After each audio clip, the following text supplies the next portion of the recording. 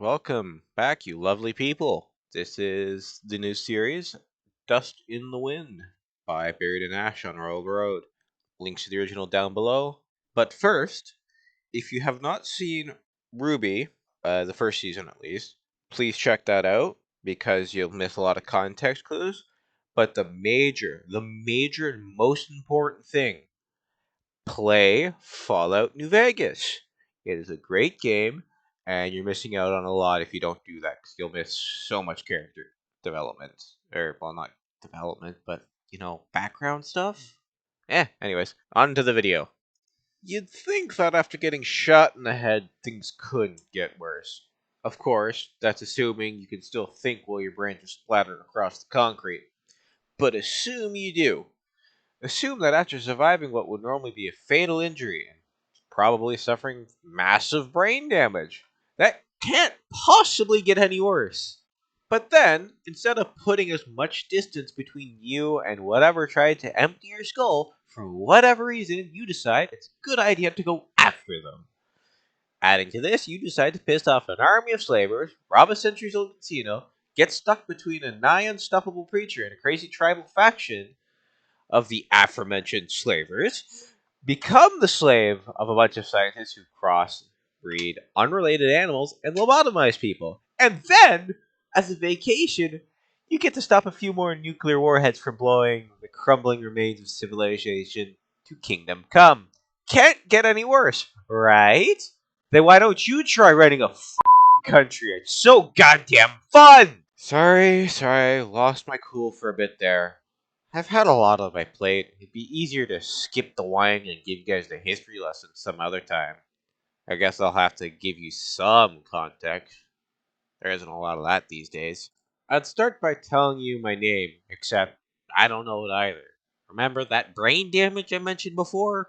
Yeah, kinda makes it hard to introduce yourself when you don't even have a name to give. So, I've been working with what I got. Call me Courier 6, or 6 if you're feeling friendly, or Courier if you need impromptu dental work. Ready to continue? Alright, give me a second to collect my thoughts. By this point, most people are familiar with what went down at the dam. That's Hoover Dam, if you don't get the memo. Anyways, Legion got their collective pushed in by the NCR and myself. Calling it a battle paints the picture like the Legion had a prayer in the first place. Honestly, it was more like Bitter Springs Part 2. But with all the legwork I'd had to do to get the right people ready, it shouldn't have been a surprise. So we finished clear cutting the Legion, raised our camps, I introduced Lanius to his new home in the dirt. I got a moment of silence for it, a few seconds to savor the hard work I'd put in. Honestly, there was so much Brahmin that led up to this moment that even having a chance to catch my breath was like giving 2 shots of Med-X and a bottle of scotch. Not that swill they brew at the Atomic Wrangler either. I mean, honest, aged in a barrel for 30 years, and wrapped in a blue label gold. Then, that piece of shit, Oliver, blows the gate off its hinges and struts in with a couple of rangers. When I say strut, I mean strut. The guy walked in like he just got head from President Gimble and was planning on to rake in every bit of sunshine he could for my work. The man was a glory hound who would leave his men to bleed if it meant he got another star. You better believe you got a kick out of what came next. So, these Securitrons I borrowed from Mr. House rolled up and drove the prick and his 4 Rangers back to the strip. In summation, that was the Battle of Hoover Dam. The important part is what came afterwards. I'll be upfront, my hatred for Oliver and Kimball didn't extend to the rest of the NCR. I'd meet so many of their people who were getting the shaft for the crap their leaders kept pulling that I'd spent a good many hours trying to help where I could. Of course, it didn't excuse their otherwise inept leadership, so after having Securitrons basically drag Ambassador Crocker off his staff into the Lucky 38, I had a nice chat with them. Well, chat isn't the right word for it, I suppose. More like gave them an ultimatum while holding them at gunpoint. I wasn't in a good mood. Sue me. My proposition was simple. Leave, people of New Vegas to rebuild without NCR influence. This included any NCR settlers that had already planted their roots. In exchange, I'd repair the dam and let the NCR draw power from it. They'd be free to expand elsewhere, but if they tried anything stupid, they'd be met with force. Crocker wasn't particularly happy about it and didn't want to deliver the message. Of course, that was before I reminded him he'd probably be executed by the NCR for not delivering it. I heard from Kimball a week later. His contempt was obvious, and no politician had enough grease to smile that away. But he would rather save face with his people than throw more away in another pointless war. He had a few concessions he wanted, namely for the embassy to remain open and for the troops to remain at Camp McCarran. I was a bit leery about McCarran, but I still had pretty decent ties with the commanding officers stationed there, so I figured they'd be fine. As far as I've been made aware, I hadn't been proven wrong either. So, that's how it went. In the span of a month, we'd fixed the damage done to the dam, the NCR got their power, and Vegas got left alone. Overall, this is probably the closest anyone can get to everything they want. That was 5 months ago. Yes, see, some things never change. Should have figured my luck wouldn't be one of them. 6 months since Independence Day. I sat at the desk I kept in the main bedroom of the presidential suite. Radio New Vegas trickled out of the radio in my pit boy, keeping in rhythm with the cardiograph that beeped in the back of my mind. I shuffled through the literal mountain of papers that surrounded me: tariffs, acquisition forms, funding, and budget sheets. An up to date copy of the newspaper, and trade agreements. The past week alone had been nothing but trouble. I'd had to order a number of farmers' crops be burned. We'd been getting rumors of green humanoid creatures prowling at night. Didn't take long to connect the dots between the spores from Vault 22 and the growing rumors. Keely'd warned me it might happen. We'd burned them in the vault, but there's a chance they'd gotten out. I'd gotten her working with a task force to make sure no other farms would be affected.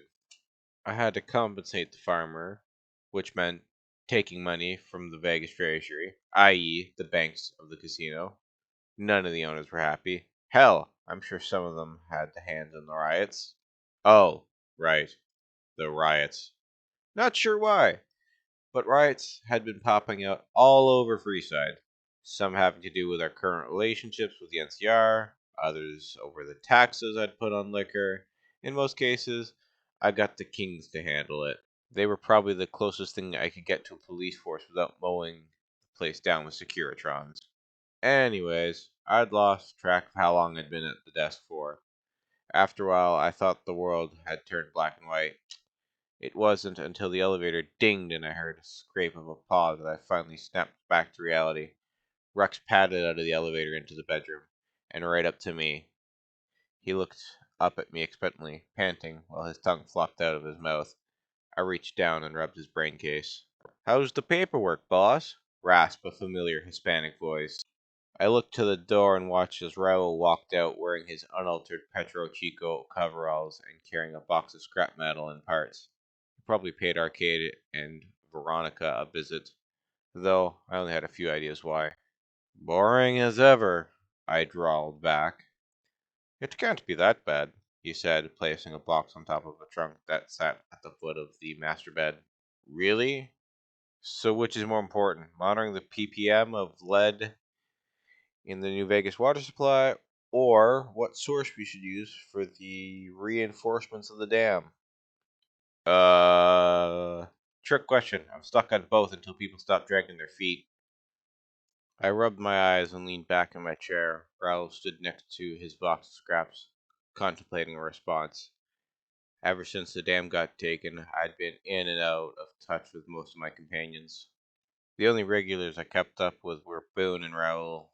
I won't bore you with the details right now, but Rex stuck around since, well, he's a good boy. Edie, on the other hand, took off once I gave him leave.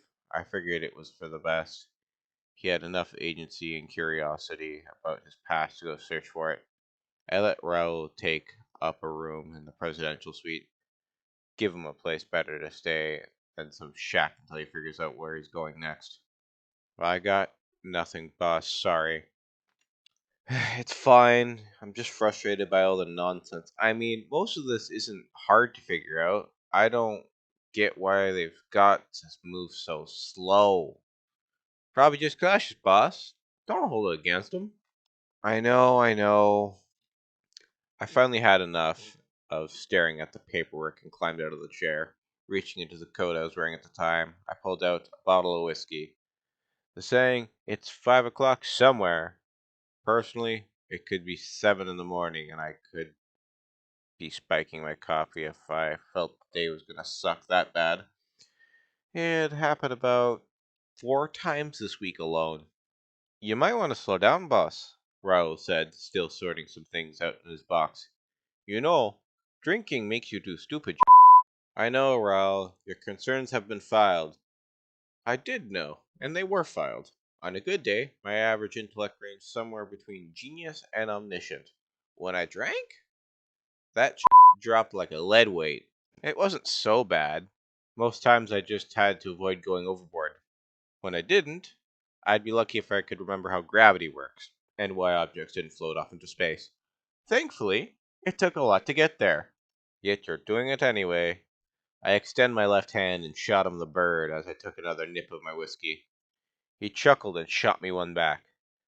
The room fell silent as I drank, and Raoul did whatever he was doing. I should have asked at the time, but I figured I'd give the ghoul his privacy. I reached down and gave Rex another rub on the head before putting the bottle back and heading to the wardrobe that kept most of my clothes in. Going somewhere, boss? Raoul asked, looking up at me. Yeah, gonna take a trip to the dam. Now that I'm up, I might as well go there to see what the fuss is over there. Raoul grunted in agreement. When you get the chance, boss, there's actually something I want to show you. I'll take a look at it when I get back. I gave him an ever so slightly drunken smirk. It was honest, though. Most of the time when Raoul wanted to show me something, it was cool. I slipped out of the relaxer wear I was in and donned a set of riot gear from the Divide. I used to wear the Ranger veteran coat, but after an incident involving a group of violent old women and an angry team of NCR troops, I decided to riot tire it until things died down. The riot gear was as close as I could get without going into its heavier cousins, or wearing the Desert Ranger armor. I've got enough respect for Clark to not wear his armor without a good reason. If I'm speaking honestly, I probably didn't need it. The only reason I was wearing it at all was because I don't like getting caught with my pants down. I tightened the helmet to my head and patted Rex on the head one last time. I gave a nod to Raoul and walked to the elevator. As I waited for the doors to close, I tried to avoid staring at the person lying in the master bed. I found myself focusing on the cardiograph and IV next to them. Radio cued in Johnny Guitar as the door closed. You, Mr. New Vegas. It took me about 6 hours to walk from the Lucky 38 to the outer edge of the dam. Might have taken less, but I was drunk and looking for an excuse to stretch my legs than actually get there. The place changed since the battle. We hadn't bothered repairing the concrete towers that covered the thing. We were too busy keeping our asses out of the fire to fix some pillars whose only function was to act as snipers' nests. The sun had just started to set when I stepped into the visitor center. It was the way I normally went in. The place was a goddamn maze when I was sober. Well, more sober anyway. But I at least knew my way down turbines from here. The place was packed with engineers and eggheads. Honestly, I was surprised how many came out of the woodwork once I kicked the NCR out. I mean, I'm not sure how many were originally jet cooks or something other types of inbred psycho, but they were pretty useful. Except for that idiot Fantastic. He came here and I had to chase him off 3 times before he got the message. Excuse me, Mr. President? I turned around and found myself staring at some chrome domed scientist. You know, the type. Bald, glasses, skinny. and so otherwise nondescript you'd probably forget them if you took your eyes off them. I am he. Who you? I asked. Oh, the egg stuttered. I'm Henry Garrison. We met before? We did? I asked, absent-mindedly scratching my helmet. Yes, sir, about 3 months ago, when you put me in charge of the operation here at the dam. I did? I asked, thinking back. I could remember we threw a party following the initial restoration. Then another when we managed to get all the turbines running. I got very hammered that time. I think I sounded like a caveman half the time. There was also this bald dude. Oh, yeah, I remember. Good. Henry said with a relieved sigh. So I assume you read my report then? Oh, yeah, sure, I said, failing to remember any paperwork he had actually sent me. Excellent. Then, if you'd please follow me. Without another word, he turned and hurried off towards the elevator. Part of me wanted to be rude and blow him off. I'd see the dam at my own pace. But the guy had bothered to write me, so I might as well see what he had to say, then blow him off. I climbed in with him, and we rode the tin can down to the turbine chamber. Stepping out, I could tell things were doing fine. All the turbines sounded like they were going. One of them was making this dull whining, but didn't seem any worse for it. Henry started gesturing to the wall that separated the chamber from the reservoir. As you can see, the striations of the concrete have begun to crack, and the porosity of the material has nearly tripled in visibility. Okay. Worse still, moisture has begun to seep through. I'm unsure as to the current structural integrity of this portion of the wall, but if my calculations are correct, then the rate of deterioration will soon escalate to catastrophic levels. Uh-huh. The technical staff have been trying to patch the porosity and reverse the damage, but nothing seems to be working. I fear if we don't arrive at the solution soon, the dam might actually be breached and... Whoa, time out! Henry stopped talking and looked at me strangely. So, you saying the wall is falling apart and the dam is gonna break? Henry's jaw hit the floor. I could clearly see he wanted to strangle me. Well, yes! He shouted. I sent you a letter with all my findings and paperwork so you could approve for us to take a better countermeasure. Oh, yeah, right. Countermeasures. You did read my letter, right, sir? I didn't answer him. I stuck up a finger, asking for a second to check something. I quickly collected the data section of my Pip-Boy.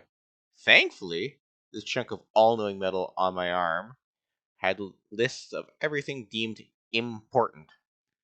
Under a heading titled Damn Shame, I saw a small note that read, Visit Garrison at the dam and see what the problem is.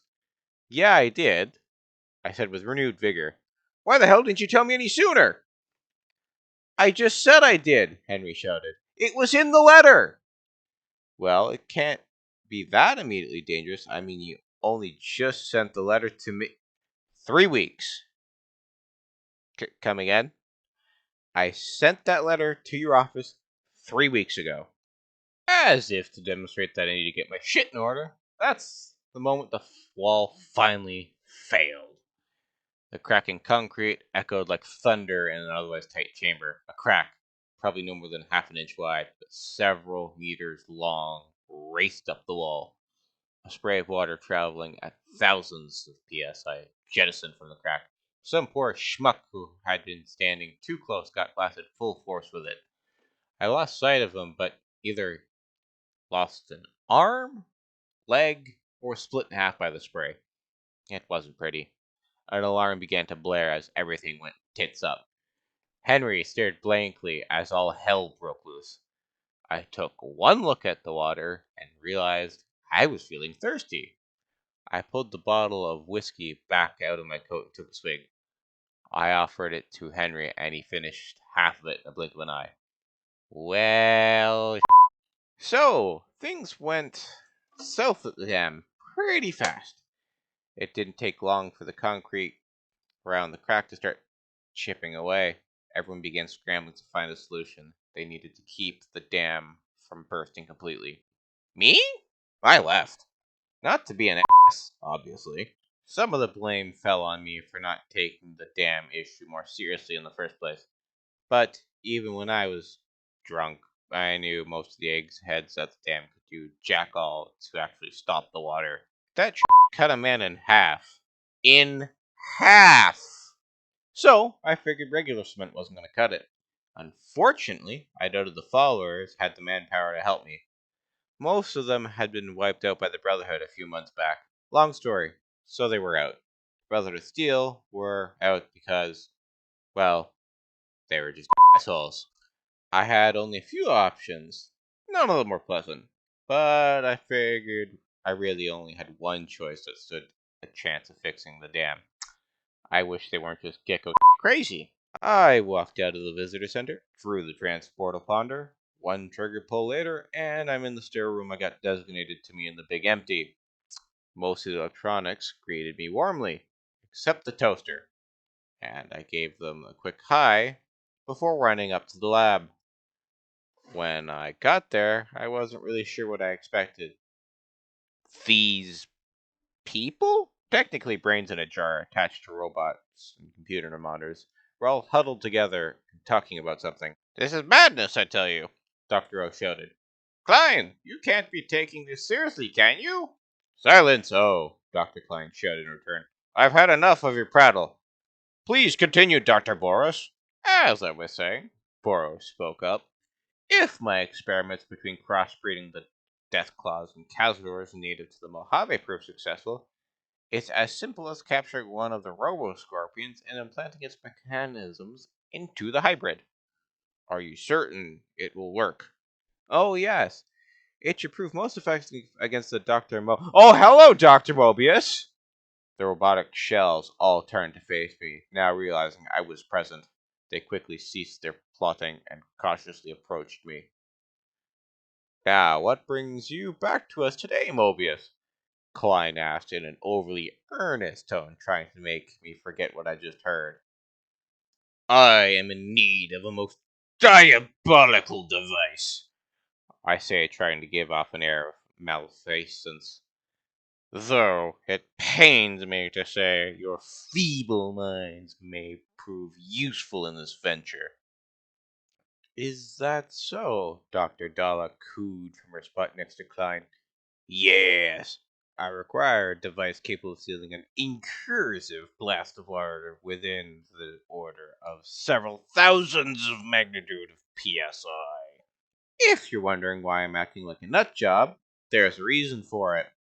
The think tank believes I'm Dr. Mobius.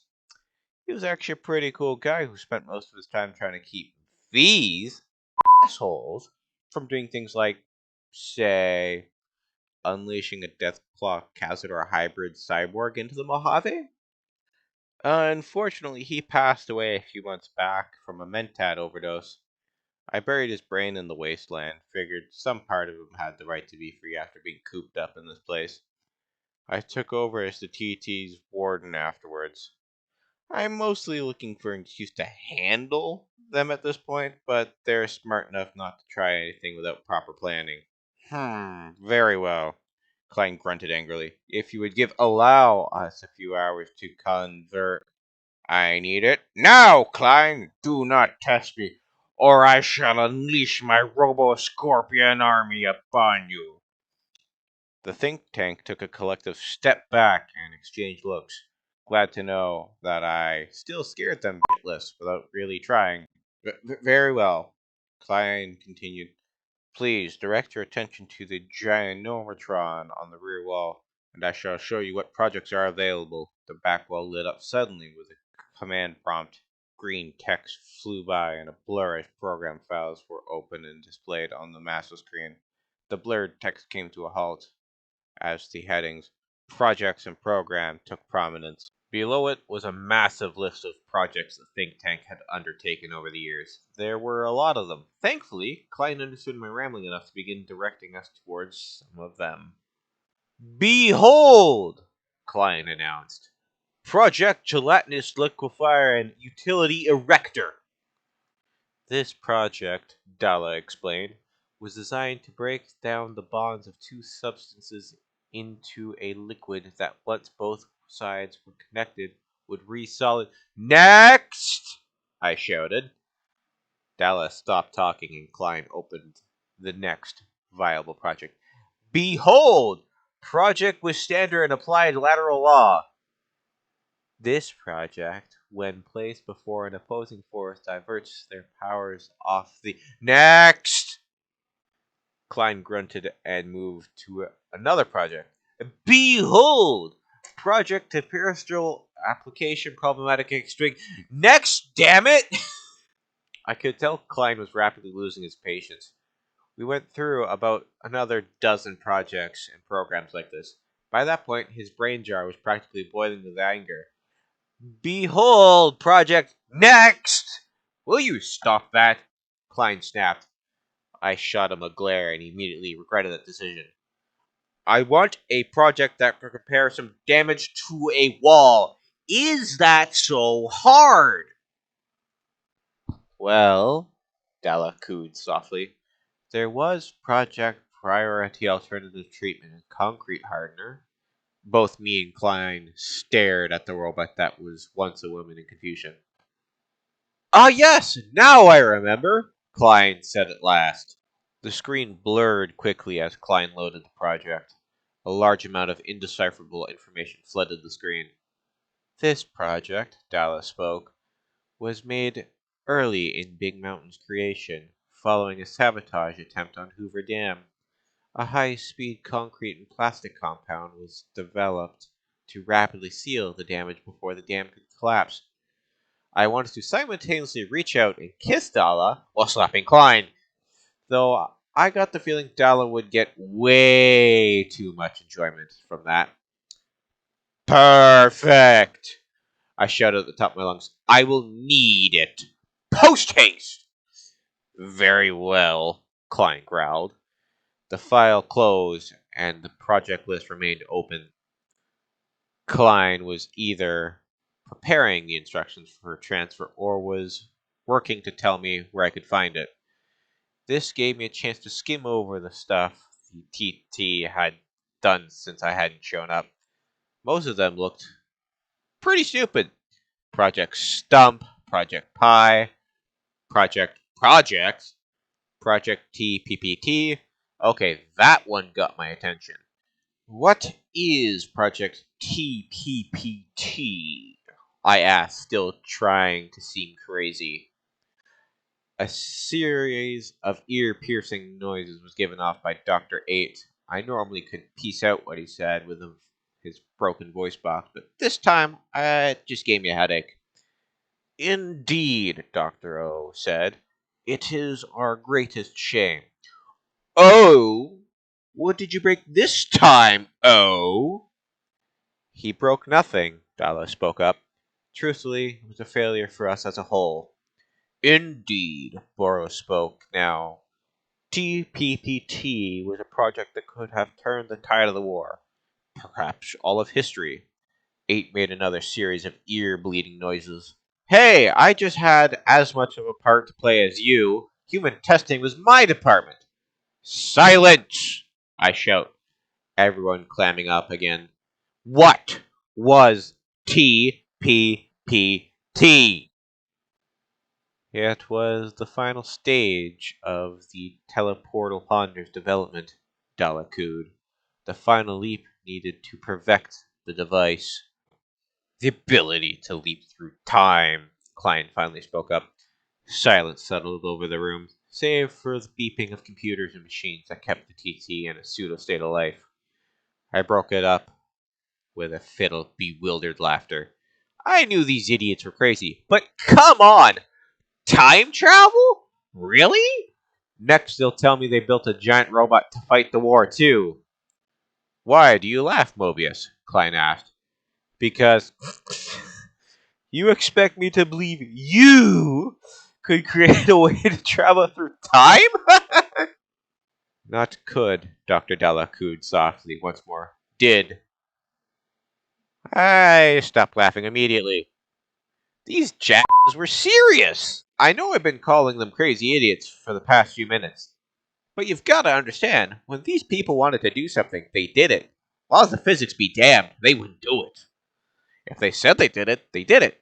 Which suddenly made Project TPPT much more dangerous. But I couldn't let them figure that out. I needed to keep probing. Then why, pray tell, did you terminate it? 8 made another ear-splitting noise. Yes, Dr. Klein agreed. An inexplicable miscalculation in the design, and impossible, try as we might, to redeem. Which is? I asked expectantly. The device would not work, Dr. O began, when covered in pudding. The TT collectively looked to the floor in shame. Truly a horrendous loss for science, Klein groaned. It was at that moment I felt my brain hemorrhage at the sheer stupidity produced by these 5 geniuses in front of me. I stared through the set of night vision binoculars at my target. The built-in rangefinder tracked them almost instantly as I focused. The 3 legionnaires were huddled around a campfire, sharpening their weapons and eating what looked to be cooked mantis. About 2.5 miles out, I said from my rocky overlook.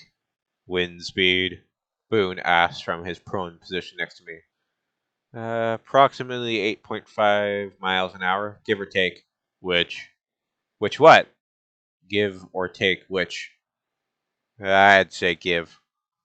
The anti-material rifle Boone had planted onto his shoulder cracked like thunder 3 times. I watched through my binoculars as the legionaries stirred slightly, right before their heads exploded in a shower of red mist and meat.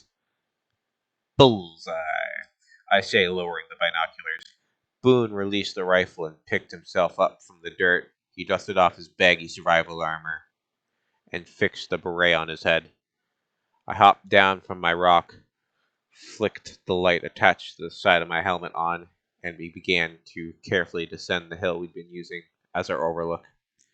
There's less and less of them each week, I note. You guys are doing good work when I'm not around.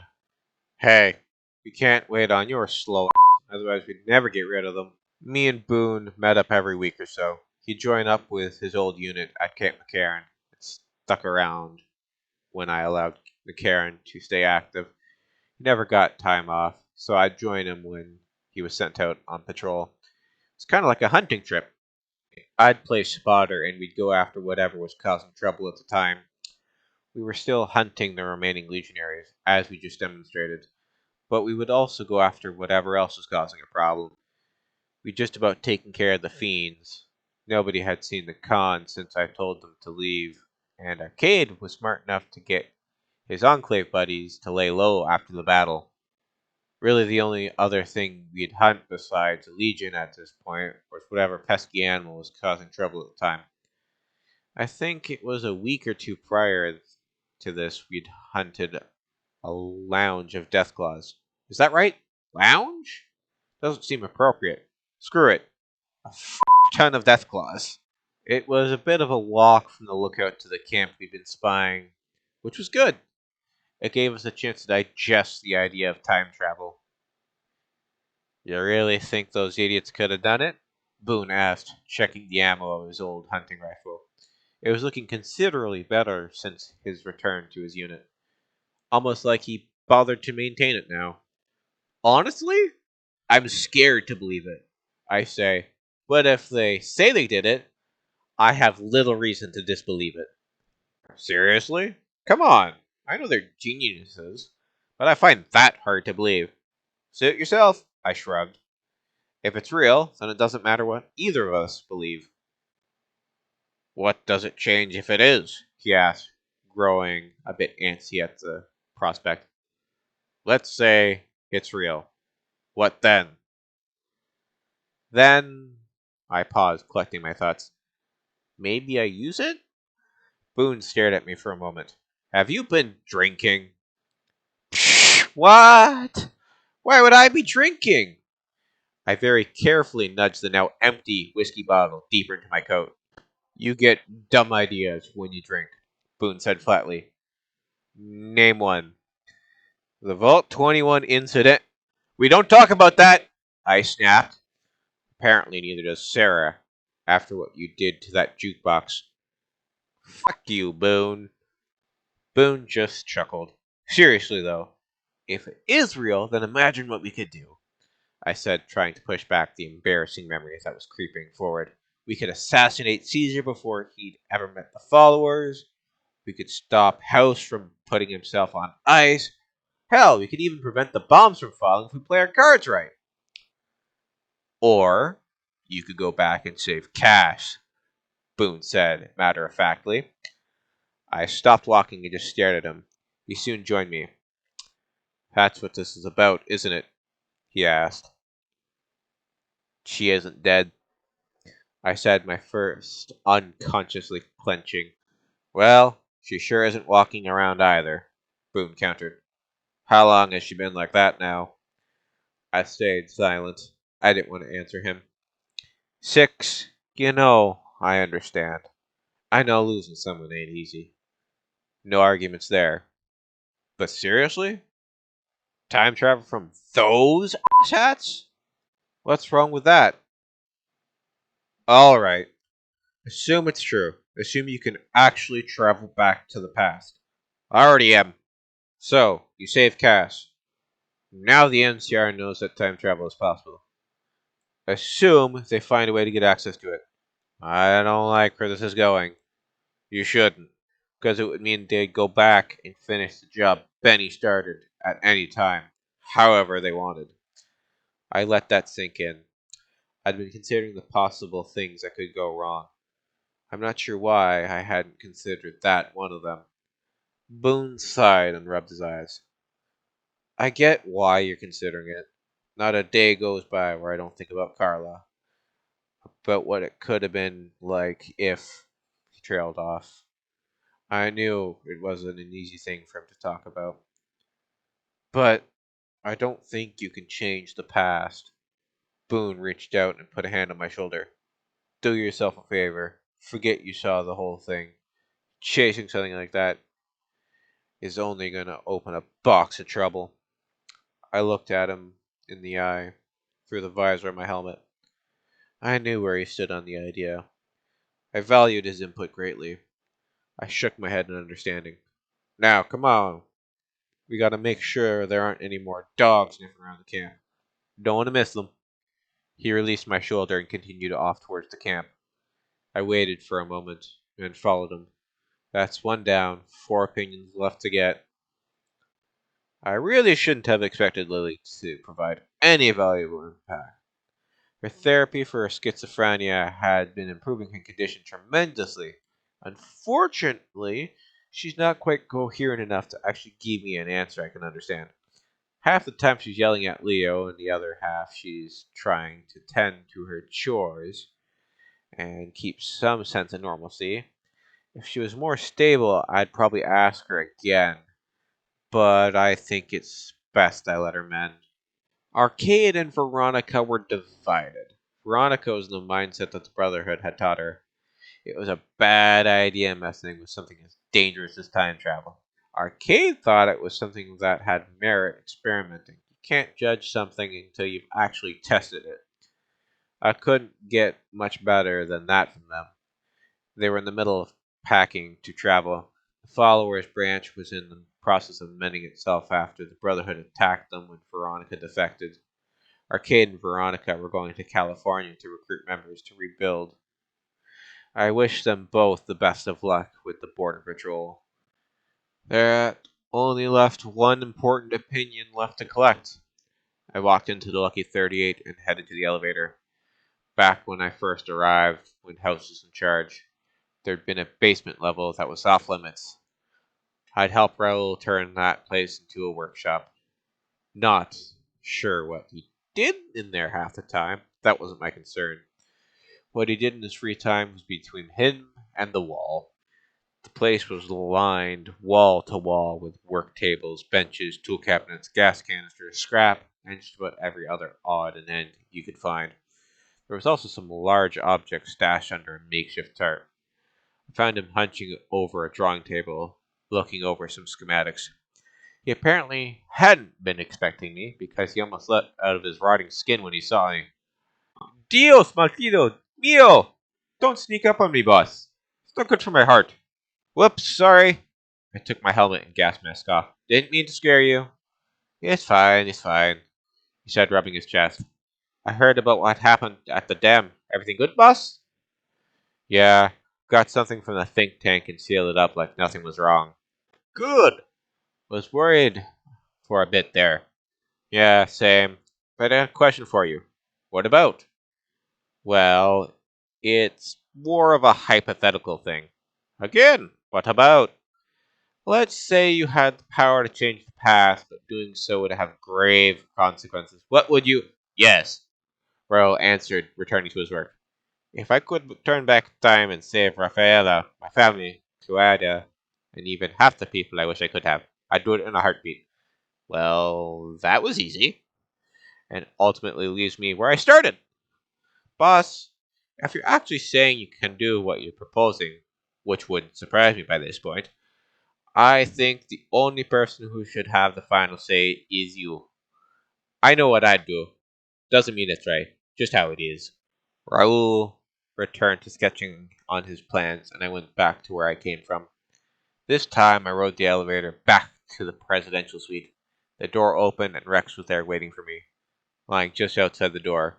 He rose as I walked out, and I scratched his back as I walked back into the master bedroom. The cardiograph was still ticking fine. No changes since I'd last been here. Cass was still laying in the bed, breathing mask hooped to her face, red hair a scattered mess, and looking like she'd wake up at any second, but never actually doing it. I pulled my chair from the desk and sat next to the bed. I knew better than to sit there expecting things to change, but there wasn't anything else I could do at the moment. Just wait, hoping she would open her eyes, look at me, and ask where the whiskey was. Like she'd get up and be perfectly fine. She looked so thin now. It had been months since it happened. All I could do was hope. Rex laid down next to my chair and stayed there with me. I'd probably sat there for hours, but honestly, couldn't tell. Lucky 38 didn't have any windows on the suite, or much of the building for that matter. It made telling time hard without looking at a clock. Once I finally decided not to sit there anymore, my first destination was the top floor. The cocktail lounge house had decided to build even though he was a computer and couldn't actually enjoy it. I plopped down on the couch, and one of the Securitrons I'd dragged into a butler approached me. I made a motion with my right hand, and it dispensed a rocks glass with a large puck of ice in it. It placed the cup on the table, and I stomped back to the bar, returning with a jug of some homebrew stuff Cass had made months ago. Called it Mutfruit Brandy, I think. I poured 3 fingers of the stuff into my glass and set the jug down next to it. The robot wandered off, and I sat staring out the window, sipping my hooch as I watched the city slowly rotate beneath me. Being left to my thoughts and a jug of liquor rarely ended well, especially when I pulled out that photo. About 2 hours and 6 glasses later, I watched the sun rise and I finally made my choice. Fuck it. When am I ever known for making smart choices? I didn't head straight for the big empty. I needed to make sure I was ready for any stupid that could happen. I may not make smart choices, but that doesn't mean I go unprepared. On average, I could probably put most circus strongmen to shame with how much I could carry on my back. When I got drunk, I could make Hercules feel inadequate. So, there wasn't much stopping me from emptying every container I had into my pockets. Except, I didn't need everything, as far as I knew. So, packing a day bag of some sort was my safe bet. Wasn't sure what limits to set, so I hit as many of the basics as I could think of. I went back down to the main bedroom and ransacked my belongings. First up were weapons: shotguns, rifles, pistols, a couple of close quarter things, and a few heavy/energy weapons for measure. I also grabbed 2 sets of armor in addition to the riot armor I was already covered in. and a set of park stroller clothes. Better to overpack than under. I was already carrying all my ammo and meds, so that was fine. There was only one other thing I could think of taking with me. Despite my legs already feeling ready to cave, I threw it on the pile as well. Never knew when I might need an ace. At this point, I was going to need to keep myself sloshed if I wanted to avoid feeling my knees grinding together. But I still had a few pounds to spare. I scribbled a note down for Raoul. I figured I shouldn't be gone more than a day, but if he got worried, he could get Boone and search the big empty. I'd make sure the guards wouldn't bother him. Rex gave me a pitiful whine as I rubbed his brain case one last time. I looked at Cass as she laid in bed. I could hear Johnny guitar beginning to play for my pit boy, and immediately turned it off. No point in getting weepy right now. I lowered myself and placed my forehead against Cass's. I could feel a tight knot in my chest. I promise I'll see you again, I whispered. Just save a drink for me, alright? I pulled myself together, slid my helmet back on, and righted the transportal ponder. I took the elevator down, walked outside, and vanished into a blue light. The think tank sat in stunned silence. The information I'd just given to them had rocked them all to their very core. The final phase of the TPPT has been complete this entire time, Klein said, trying to let the words sink in. Indeed, I sneered. In what circumstance would the transportal ponder ever be covered in pudding? The think tank remained silent, perhaps for the first time in history, realizing how stupid they had been. Then I must test it at once, Dr. O shouted. Let me silence, moron! I hissed at the doctor, knowing full well his penance for breaking machines. You will touch nothing, or else I will lobotomize you with a pencil. The doctor carefully slunk a short distance back, not wishing to have a piece of lumber jammed into his gray matter. But we must test it, Klein agreed. I recommend a trial run. Humph. For once I agree with you, Klein. Oh? Klein asked in surprise. In fact, if Dr. Dalla would be so kind to accompany me, I'm willing to take the maiden voyage. This is most exciting, Dalla cooed. I wasn't taking her along out of the goodness of my heart. I knew these idiots would probably try and use the TPPT to try and kill me somehow. Doing this, I at least made it seem like I was more interested in the science and gave them a reason not to try anything stupid. I assume you have a destination in mind, Boros asked. Indeed! Allow me to show you. I held up my Pip-Boy for the think tank to see. I had plotted a location on the map, along with the time I wanted to arrive. Such a short jump for a monumental feat, Klein grumbled. With this device, we could easily journey back to the birth of humanity and— Silence! I hissed. Klein complied. Very well, Delacoud. We shall make the preparations, if you would allow us. Proceed. It was the first time I actually got to see the think tank perform science. They moved with an almost unnatural fervor, especially given their very mechanical bodies. They'd taken the transportable ponder and begun tinkering with it. I had watched them intently, even if I couldn't tell whether or not any of the changes they were making were immediately dangerous. I could at least make sure they didn't try slipping an explosive or something into it. Dr. Mobius, Dal asked, approaching me. Yes? I just wish to confirm something. The location we are going to, it's outside of Big Mountain? Indeed! I wish to test how accurate the device is.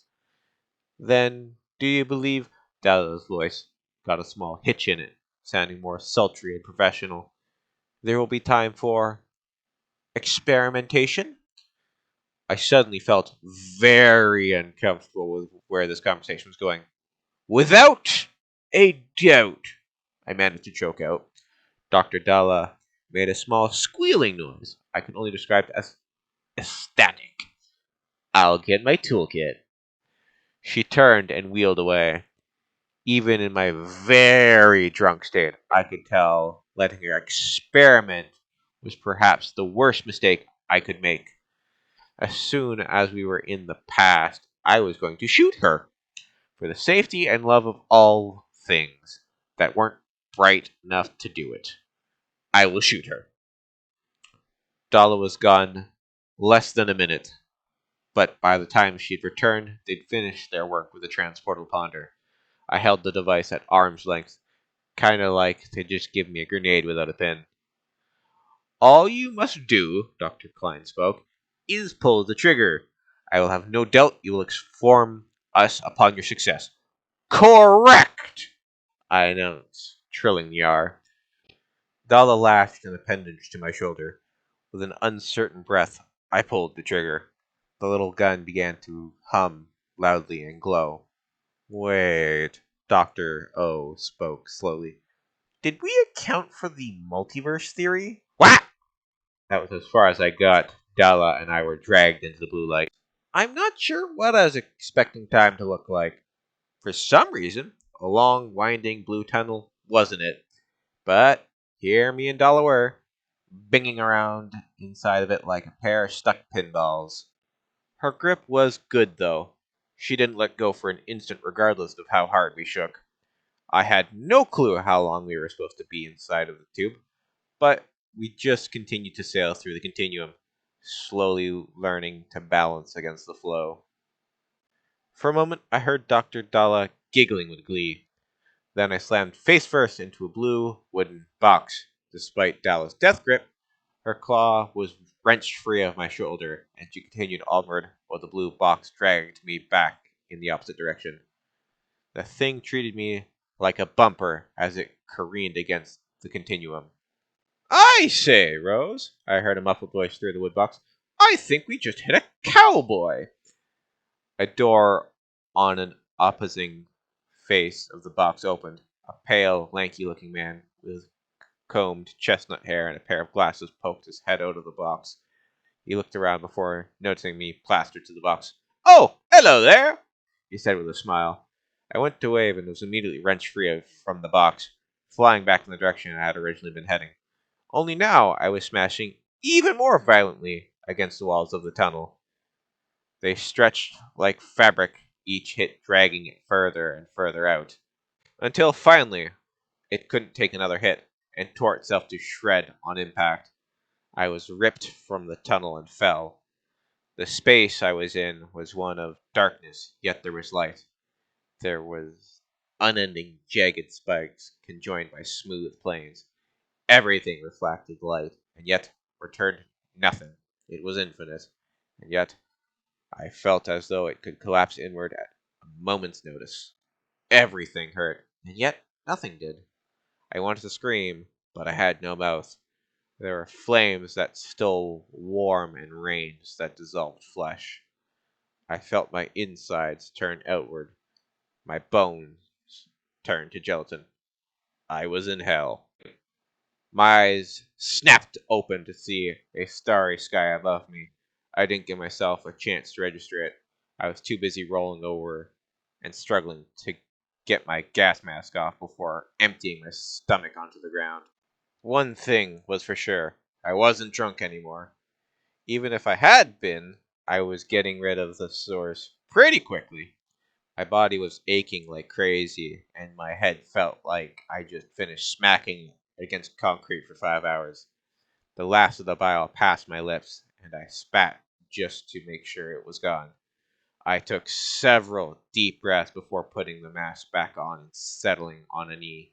I felt off kilter, like the world had just gotten a bit bigger, or had grown just a smidge smaller.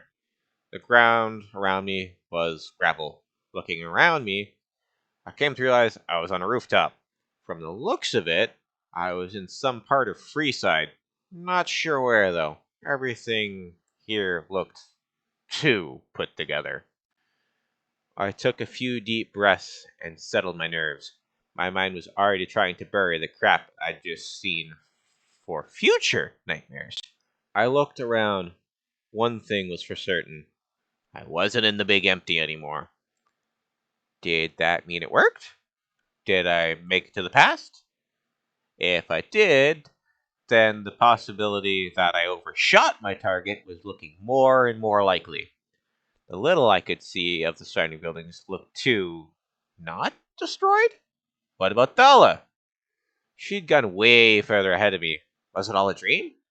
The sun had just risen when I'd gone to the big empty. I looked up to the stars. The sky was the clearest I'd ever seen. I could make out a couple constellations. If I was just dreaming everything, then how would I be sure? What the f***? I shouted, flopping back onto the roof. I stared up at the sky. Stars were in order, but what I was staring at was not. The last time I checked, the moon wasn't shattered like a piece of glass.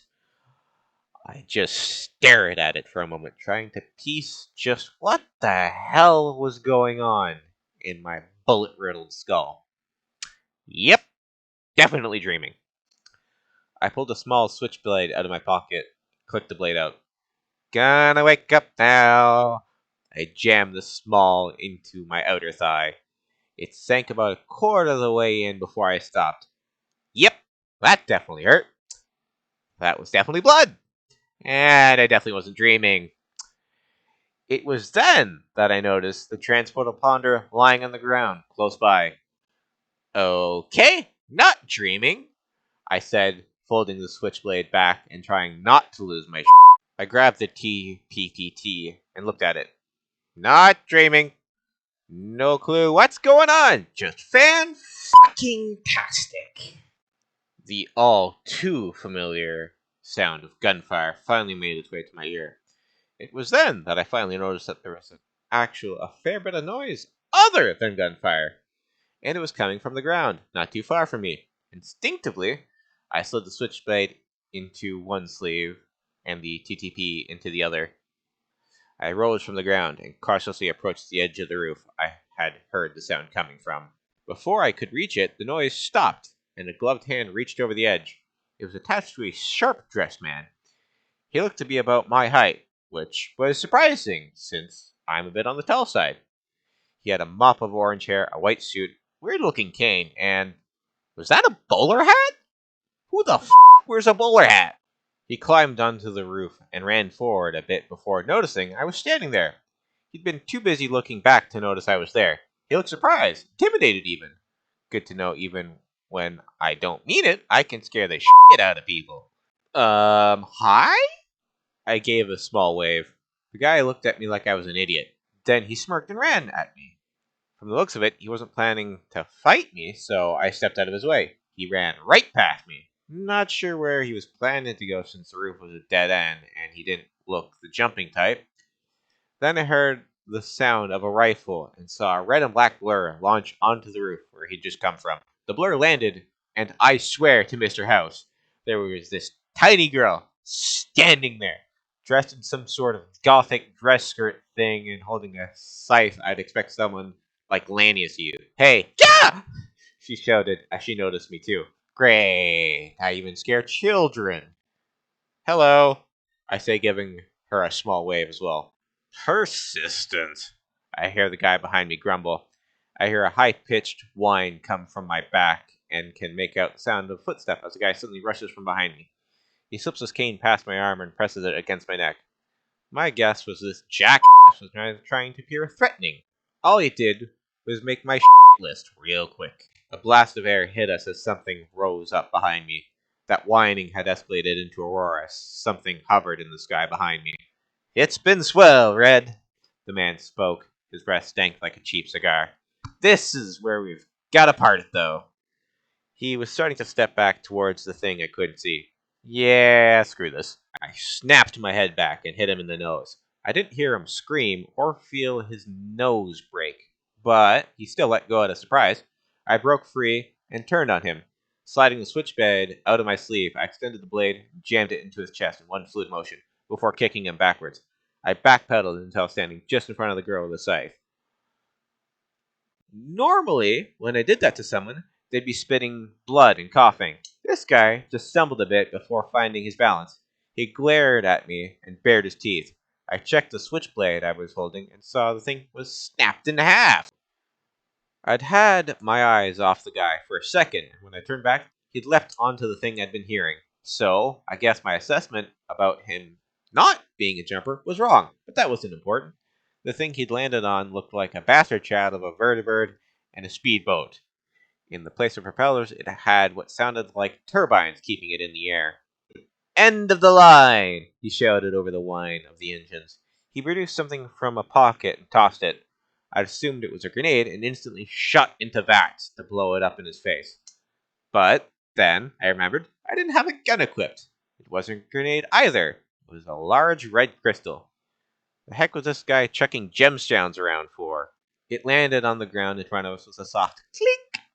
Before I could react, the girl put a hand on my chest and pushed me back. Look out!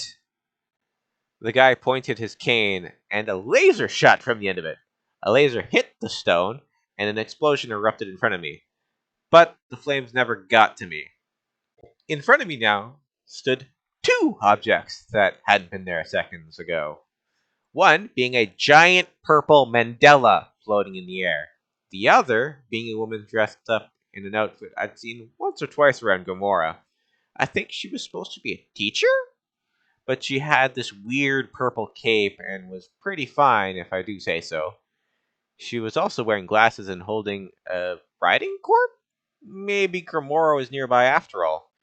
The mandala faded, and the girl next to me made a small gasp and suddenly got this bright smile on her face. The woman huffed and flicked her riding crop. Dozens of purple bolts suddenly appeared out of thin air, racing gracefully through the air and slamming into the vertibird and exploding in a shower of light. Each hit rocked the vehicle like it had been hit by a rocket.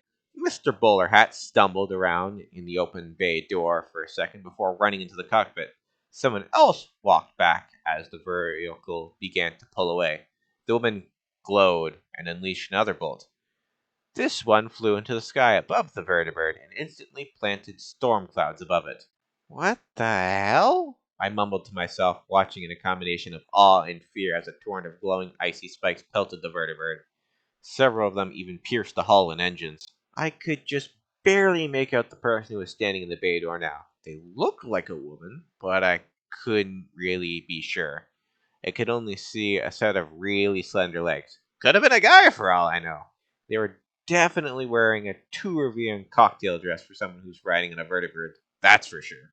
Then they shot a fucking fireball out of their hands.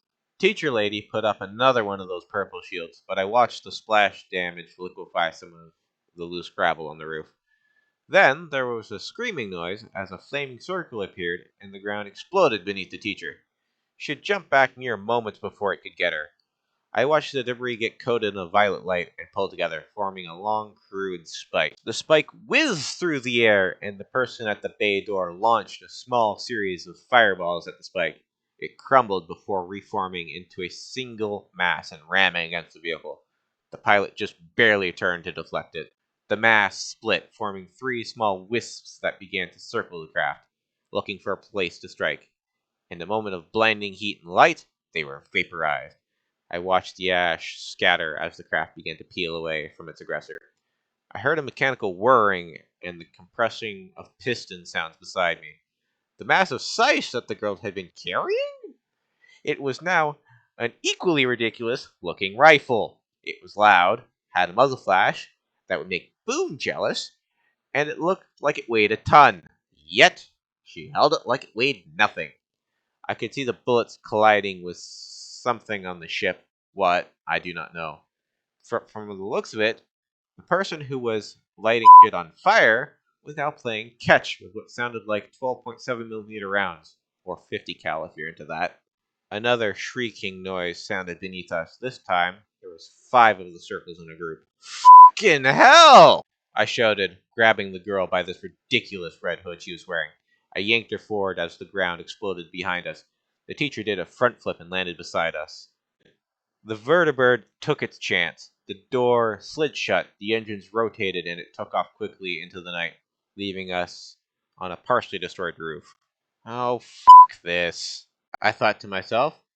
I don't care where I am. This place can go itself. I am not dealing with the magical bullshit. No! Not today! I carefully slid the TPPT out of my sleeve and pulled the trigger. I heard a small whine and saw a blue light in my peripheral vision. Then, the light faded and nothing happened. I waited a second and pulled the trigger again. This time, I was met with an unpleasant beep. I stealthily raised the TPPT so I could see it. The red tube that covered the top of the device flashed red, and, much to my surprise, a message scrolled across it. Error. No destination found. No targeting satellites found. Please consult Dr. O. That's not good, I thought, slowly failing to push the panic down. That's definitely not good. The girl in red turned towards me. Then I realized she was looking past me and at the teacher, Witcher, possible stripper. You're a huntress, she said in awe with this massive luminescent smile on her face. Can I have your autograph? So, that would be the first part for Dust in the Wind. Felt like a long one. Not sure how long yet, because, record on and off. I'll have to check later, for myself at least.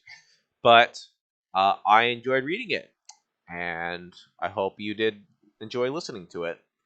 So if you could like, comment, subscribe, give me some feedback. As I said at the beginning, links to the original down below. I also started a Patreon because of this series, so that I can have an uncensored version. It will also be linked below. I will be posting it for free. I don't know. I just created it because so I can throw bloopers and uncensored content on there, because YouTube wouldn't be happy with all the swear words in this if I didn't censor all of them. So, yeah, that'll be all. I hope you have enjoyed. I'm gonna start my new model. Fight against the geese! Because I'm a duck. What do you expect? I'm a tank destroyer of ducks. I fight for the ducks. I don't know. This is just where my brain went for when I created my channel. Okay? Don't judge. See you later.